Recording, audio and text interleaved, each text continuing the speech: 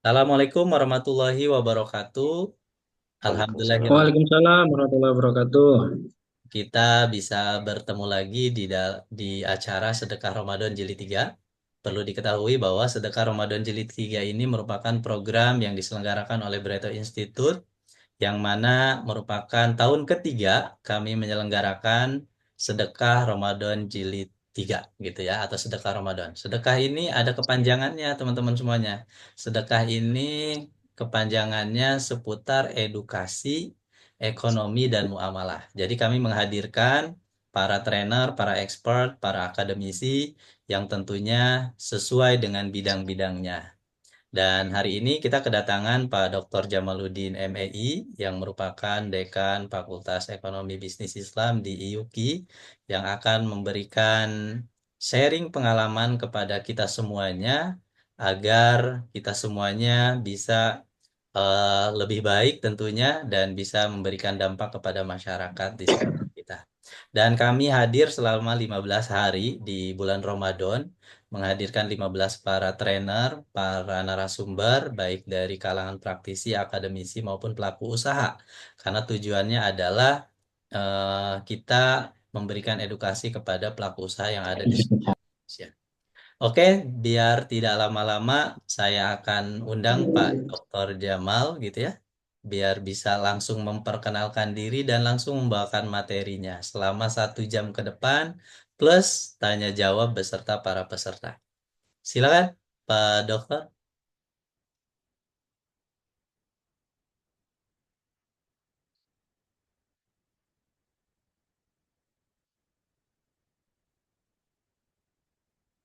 Nanti di akhir sesi teman-teman akan ada absensi, yang mana nanti teman-teman akan dapat sertifikat dan nanti di-share di akhir sesi ya, teman-teman. Pak Jamal ngelik kayaknya nih. Boleh? Ah, udah ada ya. Pak Jamal sudah ada atau masih ngelik? Alhamdulillah ini lagi nyari spot nih, Coach. Mohon maaf. Lagi cari spot Oke. yang mendukung nih. Iya, hujan ya, Pak. Spotnya yang Ah. Di sini juga ada Bu Dr. Masruro nanti yang akan menemani Pak Jamal, apa namanya, menemani Pak Jamal untuk sesi tanya jawab, gitu ya. Dan baik. silakan. Bu Masruro sudah hadir ya, Bu Masruro juga. Oke.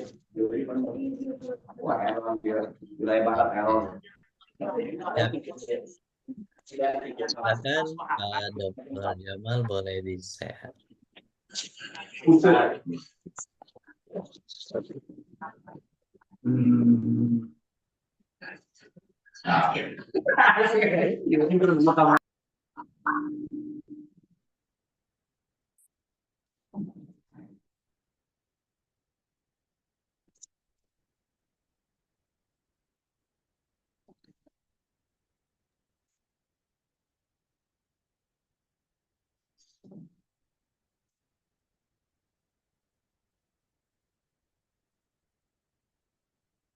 Bentar, tadi WhatsApp.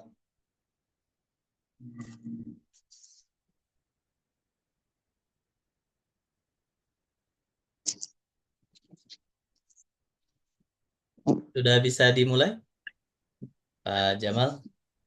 Sebentar, Coach. Ini Oh, saya eh, tadi Bu Dokter Ima? atau saya kirim aja materinya ke WhatsApp ya. Sudah siap? Saya eh, japri aja ya. Boleh, tapi saya akan di ini Pak Dokter di ini aja Pak Dokter. WA boleh. Nanti saya bantu. WA ya. Ya silakan. Bentar kita WA dulu. Kirim WA.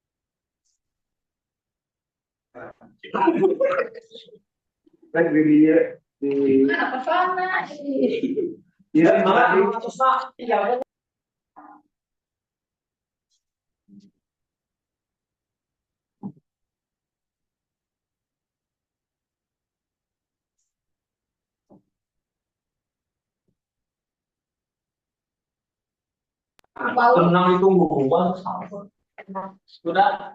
Nah, ya, balikin sa ayo foto ulit. Balikin sa ayo crop.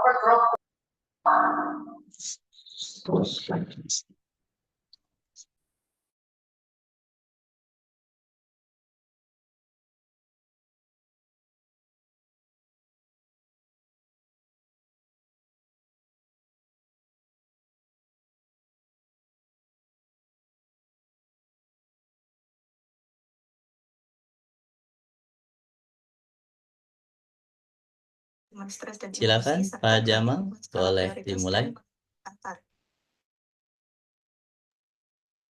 Baik, terima kasih Coach Adi Sumarna, SEME, selaku founder ya dalam founder Preto Institute dan juga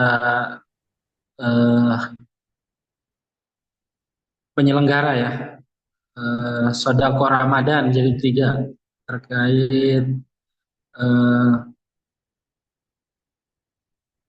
agenda kajian ilmiah.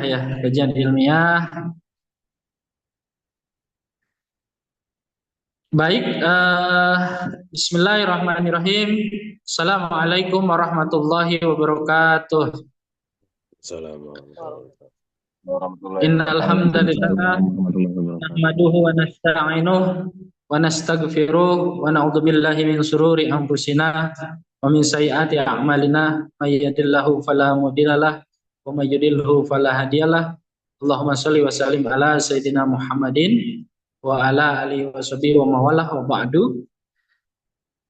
Alhamdulillah, puji syukur kehadirat Allah Subhanahu wa taala bahwasanya di hari ke-17 ini kita masih diberikan kesehatan, kekuatan sehingga masih bisa melaksanakan ibadah saum di hari ke-17 ini. Salawat beserta salam semoga senantiasa kita curah limpahkan kepada Nabi besar kita yakni Nabi Muhammad sallallahu alaihi wasallam, kepada keluarganya, pada para sahabatnya, para tabi'in. Mudah-mudahan syafaat juga kita dapatkan kelak di yaumil mi'ad. Amin ya Allah ya rabbal alamin. Baik,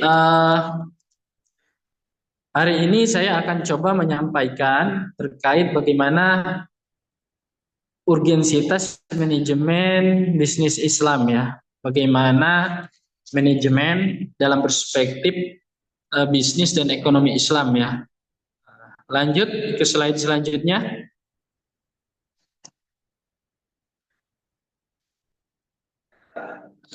Oke, berbicara manajemen, ya, tentu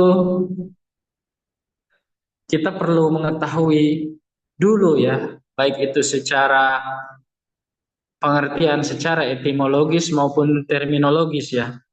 Apa sih manajemen itu ya? Nah, tentu manajemen itu adalah ilmu ya, ilmu yang mengatur ya, yang mengatur agar sebuah suatu pekerjaan atau suatu instansi, suatu organisasi itu bisa berjalan sesuai dengan keinginan, sesuai dengan tujuannya. Seperti itu, sederhananya seperti itu, secara sederhananya. Tapi ini manajemen secara umum ya, pengertian manajemen secara umum.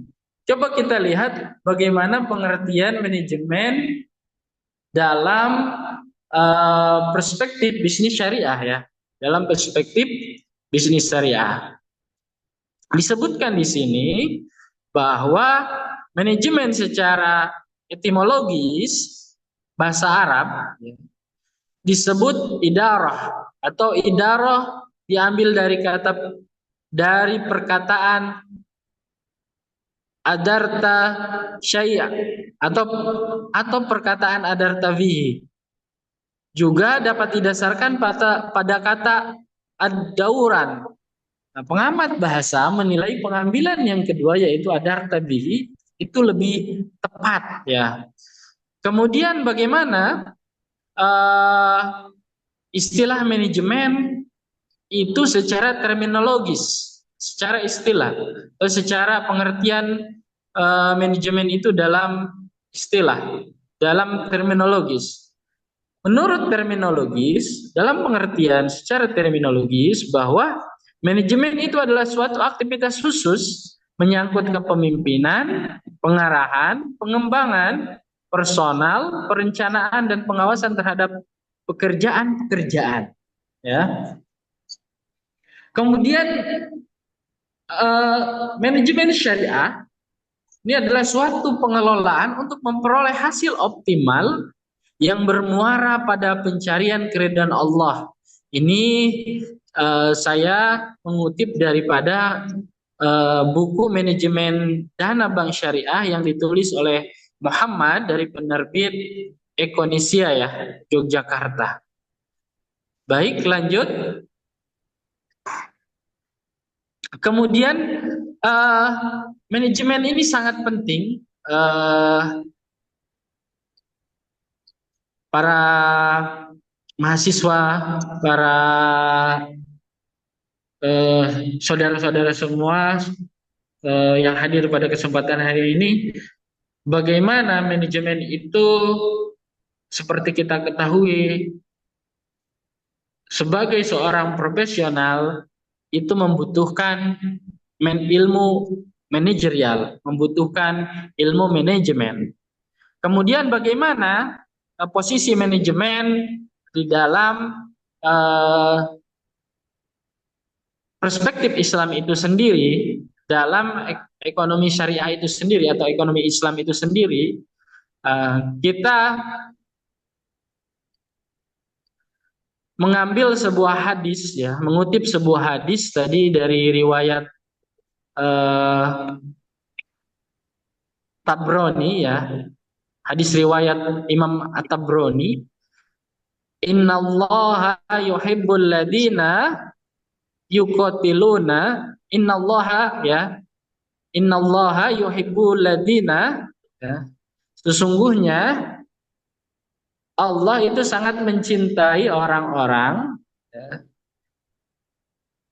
apabila dia mengerjakan sesuatu, orang itu mengerjakan sesuatu, dilakukan secara itqan, ya, itqan, itqan ya, dilakukan secara itqan. Apa itqan itu? Jadi Allah Subhanahu wa taala dalam hadis ini sangat mencintai apabila uh, kepada hambanya, kepada manusia, kepada seorang pribadi yang melakukan pekerjaan itu dilakukan dengan manajerial, ya, dengan itqan, dengan sebaik mungkin, yaitu tepat, terarah, jelas dan tuntas. Jadi bagaimana ini dipersiapkan sebuah proyek, sebuah program, ini dipersiapkan dari awal, ya, visi misinya, kemudian landasannya, sehingga jelas. Kemudian ini juga dilakukan Allah Subhanahu wa taala mencintai hambanya, seorang pribadi, seorang insan yang mengerjakan sesuatu itu dia dikerjakan dengan selesai dengan baik, itu seperti itu. Kemudian dalam hadis lainnya yang diriwayatkan oleh Imam Muslim, Allah Subhanahu wa taala mewajibkan kepada kita agar melakukan ihsan dalam segala sesuatu hal, ya. Innallaha katabal ihsana ala kulli syai'in, ya. Sesungguhnya Allah Subhanahu wa taala mewajibkan kepada kita agar berlaku ihsan dalam segala sesuatu hal. Jadi Allah menyayangi, mencintai, menyenangi setiap individu, setiap muslim itu yang melakukan pekerjaan dilakukan secara ihsan dengan sebaik-baiknya, dalam baik itu pekerjaan dalam profesional, pekerjaan yang bersifatnya pekerjaan profesional, kantor, organisasi, ya, maupun pekerjaan-pekerjaan yang sifatnya pekerjaan pribadi di rumah tangga, kerjaan sehari-hari, ya, seperti itu. Lanjut. Ya, bisa dipahami ya. Selanjutnya adalah hubungan antara organisasi dengan manajemen. Tadi kita pahami bagaimana posisi manajemen, fungsi manajemen dalam muamalah Islam, ya, dalam perspektif posisi kedudukannya dalam ekonomi Islam, ya. Sekarang bagaimana manajemen dan organisasi ini bahwa saling keterkaitan, ya, saling membutuhkan satu sama lain, hubungan erat satu sama lain, bahwasanya organisasi dengan manajemen itu adalah satu kesatuan. Bahwa kita pernah mendengar sebuah kutipan dari Sayyidina Ali radhiyallahu an, ya, bahwa sebuah kutipan dari Sayyidina Ali bahwa kejahatan yang terorganisasi dengan baik itu sangat terkenal, ya. Kejahatan yang terorganisasi dengan baik itu akan mengalahkan kebaikan yang tidak terorganisasi dengan baik, atau kebaikan yang organisasinya buruk, itu terorganisasi dengan buruk. Itu, teman-teman. Itu adalah bagaimana kaitan hubungan pentingnya hubungan antara manajemen yang baik dengan organisasi, ya. Jadi manajemen yang baik itu menopang jalannya organisasi yang baik, ya. Kita coba mengutip Quran surat As-Saff ayat 4, ya. Innallaha yuhibbul ladina, sesungguhnya Allah sangat mencintai orang-orang yang berjuang di jalannya dengan barisan yang teratur, ya. Seakan-akan mereka seperti suatu bangunan yang tersusun, ya. Innallaha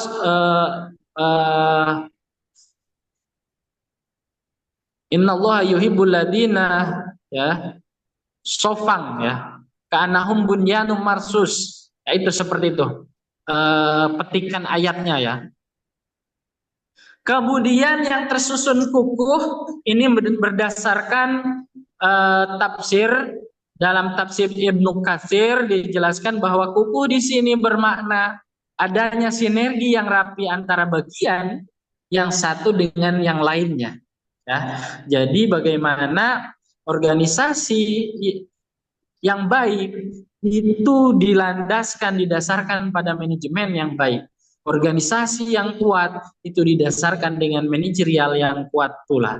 Ya, jadi kukuh di sini bermakna adanya sinergi yang rapi antara bagian yang satu dengan yang lain. Jika hal ini terjadi, maka akan menghasilkan sesuatu yang maksimal, ya, seperti itu. Ya, lanjut, masih terdengar suara saya? Masih. Baik, dilanjut di slide selanjutnya.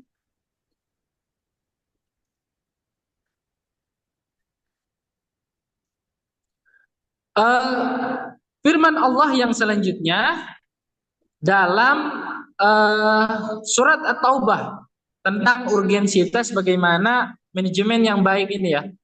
Surat At-Taubah ayat 71. Dan orang-orang yang beriman, laki-laki dan perempuan, sebagian mereka adalah menjadi penolong sebagian yang lain. Mereka menyuruh mengerjakan yang ma'ruf, mencegah yang mungkar, mendirikan salat, menunaikan zakat, dan mereka taat kepada Allah Subhanahu wa taala dan Rasul-Nya. Mereka itu akan diberi rahmat oleh Allah. Sesungguhnya Allah Maha Perkasa dan Maha Bijaksana. Jadi bagaimana tadi terkait organisasi, ya, bahwa dalam organisasi itu hadirin semuanya, ya, dalam organisasi itu diciptakan pemimpin, ya, pemimpin yang Allah berikan kedudukan. Pemimpin ini diberikan kekuatan untuk menolong sebagian yang lain, diberikan kemampuan untuk menolong yang lain, sebagian yang lain, ya, seperti itu. Mungkin ada sebuah ayat juga, ya, yarfa'illahil ladzina amanu minkum waladzina amanu utul ilma darajah, bahwa Allah meninggikan derajat orang-orang yang beriman dan berilmu pengetahuan itu beberapa derajat di antara yang lain. Untuk apa? Yaitu untuk menolong, untuk membantu yang lain. Allah berikan, misalkan kita bercontoh kepala desa. Allah berikan amanah seseorang menjadi kepala desa untuk apa? Yaitu kepala desa itu untuk memimpin desa menuju kesejahteraan, memberikan keamanan untuk penduduk desa, masyarakat desa, seperti itu. Agar desa itu menjadi desa yang baldatun thayyibatun warabun ghafur, yang sejahtera, ya, yang memberikan keamanan, kesejahteraan, kenyamanan untuk penduduk desanya, ya. Maka diturunkanlah pemimpin-pemimpin, ya, seperti itu. Itu dalam skala desa. Ada dalam skala kabupaten, ada bupati, dalam skala provinsi ada gubernur, ada presiden, wakil presiden, ya. Ini adalah Allah berikan kedudukan untuk pemimpin-pemimpin itu menolong yang lain. Allah berikan kemampuan dalam jiwanya, ya, kekuatan untuk diberikan pemikiran-pemikiran, ide-ide mampu menolong orang banyak, seperti itu. Kemudian pendekatan manajemen merupakan suatu keniscayaan apabila dilakukan dalam organisasi yang rapi. Maka manajemen ini akan dicapai hasil yang lebih baik daripada yang dilakukan secara individu. Jadi manajemen ini, ilmu manajemen bisnis atau manajemen ekonomi dan manajemen lainnya, ini akan berjalan apabila manajemen ini dilakukan lebih rapih lagi, dilakukan dalam perusahaan, organisasi, misalkan Karang Taruna, ya, lembaga-lembaga pendidikan, lembaga kepemudaan. Itu apabila diterapkan ilmu manajemen, maka itu akan berjalan dengan baik, ya. Selanjutnya, slide selanjutnya, mohon izin, ya, terima kasih. Kemudian apa sih yang dibahas dalam manajemen dalam perspektif Islam ini? Yang pertama adalah perilaku, ya. Perilaku yang diupayakan menjadi amal yang soleh, yang bernilai abadi gitu. Jadi dalam Islam kita ketahui segala sesuatu itu bernilai ibadah. Segala sesuatu itu bernilai ibadah. Seperti kita sering mendengar dalam kutipan ya ayat Al-Quran, wa ma khalaqul jinna wal insa illa liyabudu. Ya, tidak semata-mata Allah menciptakan jin dan manusia kecuali untuk beribadah kepada Allah. Ya, jadi kita sebagai muslim setiap pekerjaan yang kita niatkan itu bernilai pekerjaan yang mulia, kemudian itu kita niatkan berniat bekerja, maka bernilai ibadah di sisi Allah. Segala sesuatu yang kita lakukan itu bernilai ibadah di sisi Allah, maka menjadi amal soleh untuk kita sebagai bekal di dunia dan di akhirat. Apa amal soleh itu? Amal yang soleh yang dilandasi kepada keimanan ya. Pertama, syarat amal itu menjadi soleh adalah yang pertama adalah niat yang ikhlas karena Allah Subhanahu Wa Taala. Kedua, tata pelaksanaan sesuai syariat. Ketiga, dilakukan dengan penuh kesungguh-sungguhan. Seperti itu. Jadi tiga, agar dalam ilmu manajemen itu tadi bernilai ibadah menjadi amal yang soleh, yaitu harus disandarkan pada tiga, niat yang ikhlas lillahi ta'ala. Kemudian tata pelaksanaannya harus sesuai dengan syariat-syariat dan hukum Islam. Dan ketiga, dilakukan dengan penuh kesungguhan. Selanjutnya, slide selanjutnya. Mohon izin.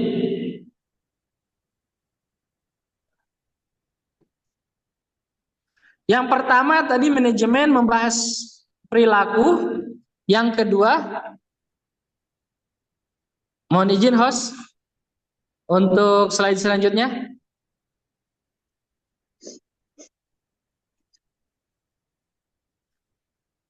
Bagaimana saudara-saudara para hadirin semua? Bisa dipahami ya? Bisa dipahami ya? Nah, ini dia ya syarat amal ini menjadi amal yang soleh. Pertama adalah ikhlas, kedua sesuai syariat, ketiga sungguh-sungguh. Dilanjut slide selanjutnya tadi.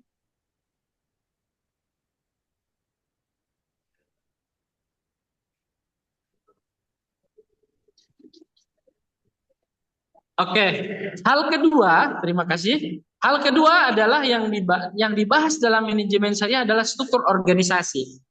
Bagaimana struktur organisasi ini begitu penting ya, begitu penting ya dalam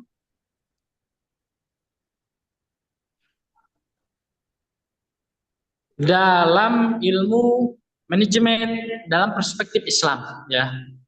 Struktur organisasi sangatlah urgen, sangat penting. Adanya struktur dan stratifikasi dalam Islam dijelaskan dalam Al-Qur'an surah Al-An'am ayat 165 ya. Dan dialah yang menjadikan kamu penguasa di bumi, dan dia meninggikan sebagian kamu atas sebagian yang lain beberapa derajat untuk mengujimu tentang apa yang diberikannya kepadamu. Sesungguhnya Tuhanmu sangat cepat siksaannya, dan sesungguhnya Dia Maha Pengampun lagi Maha Penyayang. Nah, Allah meninggikan. Tadi seperti yang Bapak juga sampaikan dalam sebuah ayat ya, yarfa'illahil ladzina amanu minkum waladina utul ilma darajat ya. Tadi saya sampaikan ya, bahwa Allah meninggikan derajat beberapa orang untuk apa? Yaitu untuk mengurus yang lainnya. Ya, seperti itu. Untuk memberikan bermanfaat, menyebar kebermanfaatan, karena seperti kita ketahui bersama, khairas anfa'uhum linnas. Sebaik-baiknya manusia adalah yang bermanfaat untuk yang lain, manusia yang lain ya. Seperti itu. Jadi adik-adik para hadirin, ada mahasiswa ya, adik-adik mahasiswa para hadirin yang hadir pada kesempatan hari ini dalam kajian Ramadan ini, bahwa manajemen syariah ini membahas struktur yang merupakan sunatullah, dan struktur yang berbeda-beda itu merupakan ujian dari Allah. Ada yang Allah angkat derajatnya dengan kekayaan, dengan jabatan. Ada yang Allah berikan ujian ya dengan, kan itu semua ujian juga. Allah berikan derajat, Allah berikan kekayaan, kedudukan, itu ujian juga. Kemudian Allah berikan ujian dengan kemiskinan, ketidakmampuan, itu juga ujian juga. Tetapi banyak orang yang diuji dengan kekayaan dan dengan kedudukan itu tidak mampu melewati ujian itu, ya. Tadi ya struktur. Yang ketiga yang dibahas dalam sistem atau manajemen itu ya adalah sistem. Sistem dalam manajemen syariah yang harus disusun harus menjadikan perilaku pelakunya berjalan dengan baik. Keberhasilan sistem pada saat Umar bin Abdul Aziz sebagai khalifah dapat dijadikan contoh sistem yang baik. Pada masa itu sudah ada sistem penggajian yang rapih, ya namanya Atha. Juga telah ada sistem pengawasan sehingga dijamin di zaman beliau ini negara itu berjalan dengan baik, kesejahteraan berjalan dengan baik, sehingga disebut pada masa itu sebagai clear government, dan sistem yang berorientasi kepada rakyat dan masyarakat benar-benar tercipta. Hanya saja pada saat itu belum dibakukan dalam bentuk-bentuk aturan ya. Seperti mungkin kalau zaman sekarang kan sudah lebih komprehensif ya, lebih rapi lagi seperti itu. Lanjut, slide selanjutnya, mohon izin.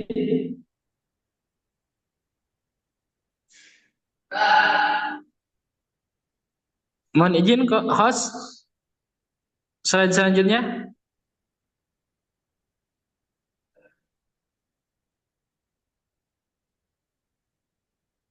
Oke, selanjutnya tadi sudah saya sampaikan ini. Slide selanjutnya. Oke.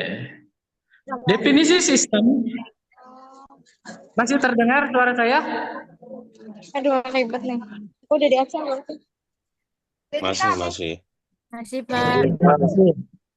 Definisi sistem dalam Islam adalah seluruh aturan kehidupan manusia Aku yang lihat di bersumber dari TikTok. Quran dan Sunnah Rasul. Aturan tersebut berupa larangan dan keharusan melakukan sesuatu. Aturan tersebut dikenal sebagai hukum 5, yaitu wajib, sunnah, mubah, makruh, dan haram. Aturan-aturan tersebut dimaksudkan untuk menjamin keselamatan manusia sepanjang hidup mereka dalam segala hal. Ya, selanjutnya, slide selanjutnya. Pelaksanaan sistem kehidupan secara konsisten dalam segala kegiatan akan melahirkan sebuah tatanan kehidupan yang baik yang disebut dengan hayatan thayyibah. Ya, seperti itu para hadirin, adik-adik mahasiswa dan lain-lainnya. Oke, lanjut.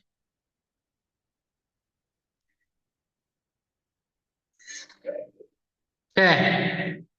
Tadi bagaimana hubungan antara organisasi dengan manajemen dengan organisasi ya.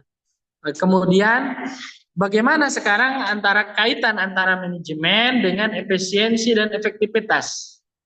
Peran yang paling penting dalam hal efisiensi dan efektivitas adalah bagian daripada peran pemimpin yang baik, yang mampu mendelegasikan tugas dan wewenang kepada bawahannya, sehingga seseorang bawahan mampu melakukan sesuatu secara kreatif tanpa harus terus-menerus melaporkan kepada pemimpinnya. Ya, bagaimana? Jadi ini erat kaitannya antara bagaimana manajemen ilmu kepemimpinan yang dimiliki oleh seorang pemimpin mampu menjadikan sebuah pekerjaan ya itu menjadi efisien dan efektif. Seperti itu. Lanjut.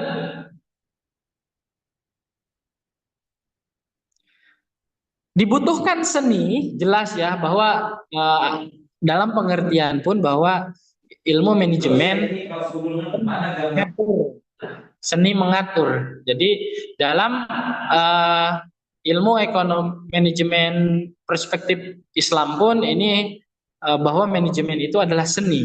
Seni bukan hanya mengatur tempat, tetapi lebih dari itu mengatur orang sehingga diperlakukan seni. Kalau mengatur tempat itu tidak seribet bagaimana mengatur orang ya, yang dengan berbagai latar belakang pemikiran ya, perbedaan seperti itu. Dalam manajemen diperlukan dua aspek yang saling berkaitan, yaitu manajer yang baik dan bawahan yang baik. Ya, jadi kalau manajer yang baik, ya leader yang baik, manajer yang baik, ketemu dengan bawahan yang baik, maka akan terciptakan satu efektivitas dan efisien dalam organisasi. Ya, lanjut slide selanjutnya. Oke, cukup ya. Itu saja yang bisa saya sampaikan. Mohon maaf atas segala kekurangan. Ya, wabillahi taufiq wal hidayah. Assalamualaikum warahmatullahi wabarakatuh. Saya serahkan kembali kepada host ya, kepada moderator. Oke, baik Pak Jamal, luar biasa. Mohon maaf ada kendala dalam share screen tadi ya. Terima kasih atas pemaparannya. Silakan kita buka sesi tanya jawab jika ada Bapak Ibu semuanya yang hadir di Zoom kita siang hari ini bisa langsung bertanya kepada Pak Jamal.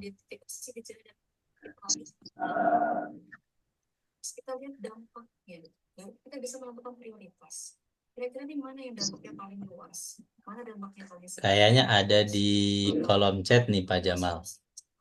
Assalamualaikum Pak Jamal, jika seorang atasan suka mengambil waktu kita, misalnya ketika jam pulang masih diberi pekerjaan. Wah, ini sering terjadi ini ya. Sedangkan kita punya urusan juga di luar, rasanya sulit menolak karena merasa mempengaruhi penilaian kinerja kita. Sedangkan dalam hati kita merasa jengkel. Bagaimana dalam pandangan Islam? Dan bagaimana sikap kita seharusnya? Ya baik Coach. Ini langsung dijawab ya Coach ya. Langsung aja Pak Jamal. Ya, ya tentu dalam organisasi, dalam manajemen sudah SOP ya, perusahaan itu sudah mengatur bagaimana ketika jam masuk jam berapa, kemudian jam pulang jam berapa, itu sudah tertera secara SOP. Kemudian ketika atasan keseringan mungkin ya, kalau sesekali mungkin di mafhum ya, di maklum, tetapi ketika sudah offset ya, udah sering kali gitu kan, ya ini membuat ketidaknyamanan ya, dan juga melanggar kode etik ya, kode etik dalam bisnis ya. Artinya dalam bisnis kan ada etika bisnis ya, etika bisnis, etika muamalah ya. Maka ini dibutuhkan kesadaran ya bagi si pemimpin itu. Jadi si pemimpinnya artinya ketika meminta waktu tambahan bagi bawahan berarti harus masuk ke kategori kalau masih mengerjakan pekerjaan di luar jam kerja, masih mengerjakan pekerjaan kantor, maka itu harus masuknya lembur ya, ada tambahan gitu kan, sehingga waktu yang harusnya sudah pulang masih mengerjakan pekerjaan, tetapi di sisi lain kan ada rewardnya gitu, ada tambahan waktunya, harusnya itu sebenarnya dikembalikan lagi kepada kesadaran ya, kesadaran pimpinnya dalam menerapkan kode etik ya, kode etik atau etika dalam bisnis ya, dalam berekonomi seperti itu. Ya itu perlu diingatkan juga mungkin ya, ada misalkan pemimpin itu kan seorang manajer, misalkan ada atasannya lagi, ada pengawasnya lagi, itu mungkin bisa disampaikan ke situ ya, bisa disampaikan dalam rapat secara baik, atau mungkin karena kadang kan yang namanya bawahan ya, ada sisi-sisi yang takut tadi merasa canggung kepada pemimpin ketika negor, takut di suspend ya atau diperlakukan tidak baik lah gitu ya. Seperti itu atau bahkan yang paling ekstrim misalkan sampai dipecat kalau menasihati pimpinan ya seperti itu. Ya ini perlu perlu kesadaran ya, kesadaran bersama ya bahwa itu tidak baik ketika melakukan pekerjaan pimpinan melakukan hal semena-mena kepada bawahannya disuruh bekerja sementara jam kerjanya udah habis tanpa masuk lembur ya hitungan lembur ya itu juga termasuk kalau terus-menerus zolim ya sebagai pimpinan yang zolim ya seperti itu begitu coach ya. Oke, terima kasih Pak Jamal, sangat detail banget ya Pak Fajar ya. Boleh Pak Fajar atau yang lain lagi yang ingin bertanya, silakan. Atau mungkin di sini ada yang mau menambahkan dari jawaban saya ya. Tadi ada jamaah, ada hadirin ya, baik dari profesional ya maupun dari para mahasiswa dan lainnya. Pak, izin nih Oke, ya, ini mau silakan. login Jika ada saya yang ya. mau menambahkan atau mau bertanya. Ini bisa dikirim di email saya ya. Nah, cukup sekian presentasi dari saya. Tidak ada? Terima kasih atas partisipasi Bapak Ibu semuanya. Masih ada atau tidak ada yang mau bertanya? Atau kendala hujan ini teman-teman semua. Di Bogor soalnya hujan ya. Di Lubeliang hujan kayaknya. Oke,